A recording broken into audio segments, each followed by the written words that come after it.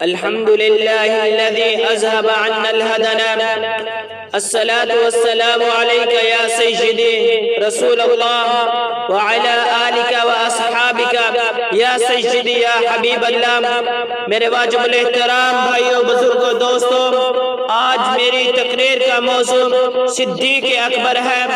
آؤ جانشین سید الابرار کی باتیں کریں، مصطفیٰ کے پہلے پیار کی باتیں کریں، جن کی نظروں میں ہمیشہ جلوہ جانا رہا۔ آیتوں پہ قافلہ سالار کی باتیں کریں۔ لقب صدیق، نام عبداللہ، کنیت ابو بکر تھی۔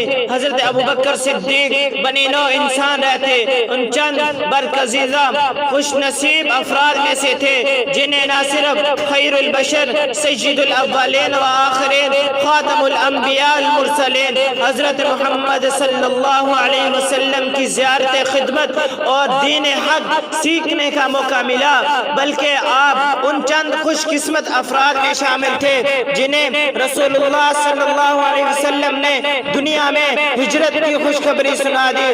امیر المؤمنین ہیں آپ، امام المسلمین ہیں آپ، نبی نے جنتی جس کو کہا، صدیق اکبر ہیں آپ۔ میرے واجب الاحترام، اگر ہم صدیق اکبر کی زندگی پر نظر ڈالیں تو آپ کی زندگی عشق رسول کا مرکہ نظر آتی ہے۔ ہجر مدینہ کے کچھ یادگار میں ابو بکر نے جس طرح رحمت للعالمین کی خدمت پاسبانی فریضہ سر انجام دیا، یقیناً وہ طریق اسلام کا ناقابل فراموش باب ہے۔ حضرت ابو بکر صدیق رضی اللہ عنہ کے عشق رسول کے ساتھ روشن مثال غار ثور کا وہ واقعہ ہے جب آپ علیہ السلام کے آرام و سکون کی خاطر حضرت ابو بکر صدیق رضی اللہ عنہ سام دسواتے رہے، لیکن پھر بھی اپنے محبوب کے آرام سکون میں خلل نہیں آنے دیا۔ میرے واجب الاحترام، ایک صحابہ کرام رسول اللہ صلی اللہ علیہ وسلم کی خدمت میں حاضر ہو کر اپنی پسندیدہ اعمال و امداد پیش کر رہے ہیں تو حضرت ابو بکر صدیق رضی اللہ عنہ نے عرض کیا، یا رسول اللہ، آنکھیں میری، چہرہ آپ کا، اعمال میرا، حکم آپ کا، بیٹی میری، حرم آپ کا خوش نصیبی دیکھ لیے۔ اللہ تعالیٰ نے آپ کی تینوں خواہشات کو پورا فرمایا۔ شب ہجرت میں غار ثور میں حضور صلی اللہ علیہ وسلم کے چہرہ مبارک اپنی گود میں لے کر حضور صلی اللہ علیہ وسلم کے چہرہ کا دیدار کر رہے ہیں۔ اسی طرح غزوہ تبوک کے موقع پر اپنے گھر کا سارا سامان لے کر، سارا مال لے کر حضور صلی اللہ علیہ وسلم کی خدمت میں پیش کر کے اپنی دوسری خواہشات کو پورا فرمایا۔ اور تیسری خواہشات حضرت عائشہ صدیقہ کا آپ کی زوجیت میں آنا۔ جناب صدر، میرے واجب الاحترام بھائی، بزرگوں، دوستوں، وفائے پاک جان ساری اور عشق رسول، تو اگر کوئی معرض موجود ہوتا تو یقیناً ابو بکر صدیق کی شکل میں ہوتا۔ یقیناً منبع خوف خدا ہے صدیق اکبر، حقیقی عاشق خیر الورا ہے صدیق اکبر۔ میرے واجب الاحترام بھائیوں، بزرگوں، دوستوں، آپ سے ایک بات ضرور عرض کرنا چاہوں گا کہ لوگ کہتے ہیں کہ ابو بکر صوفیہ میں سے تھے۔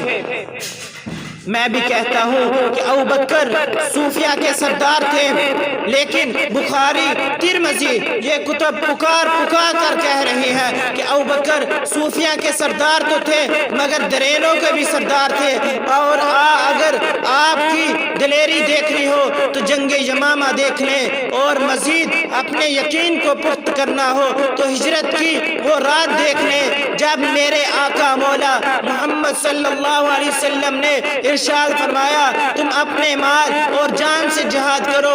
تو یہاں تک کہ ابو بکر صدیق نے اپنے گھر کا سارا سامان لے کر حضور صلی اللہ علیہ وسلم کی خدمت پر نشاور کر کے کہا، یا رسول اللہ، یا رسول اللہ، صدیق بھی آپ کے لیے اور اور اس پر علامہ اقبال کی قلم اٹھتی ہے کہ وہ لکھتی ہے پروانے کو چراغ بلبل کو پھول بس، پروانے کو چراغ بلبل کو پھول بس، صدیق کے لیے ہے خدا کا رسول بس۔ میرے واجب الاحترام بھائیو بزرگوں دوستوں، لوگ آج بھی ابوبکر صدیق رضی اللہ عنہ کو برا کہتے ہیں۔ وہ ابوبکر جس کے بارے میں حضور صلی اللہ علیہ وسلم نے ارشاد فرمایا، اے عائشہ اپنے باپ ابوبکر کو بلاؤ، وہ میرے مصلی پر آ کر نمازیں پڑھائیں۔ حضرت عائشہ رضی اللہ عنہ نے فرمایا، اے اللہ کے رسول میرے باپ ابوبکر بیمار ہیں، آپ عمر رضی اللہ عنہ کو کہہ دیں کہ عمر آ کر نماز پڑھائیں۔